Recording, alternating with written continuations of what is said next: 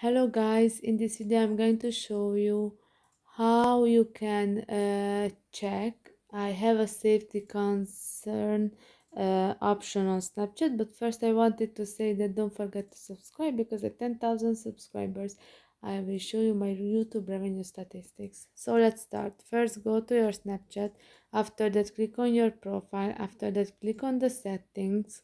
Scroll down to the support section, and here the second one is I have a safety concern option. Click on that, and here is all the information you need regarding reporting a safety concern.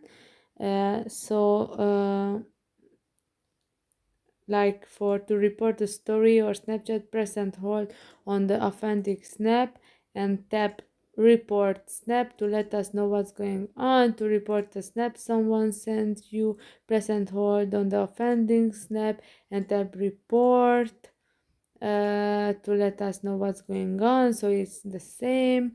And here you have several information about the safety concern.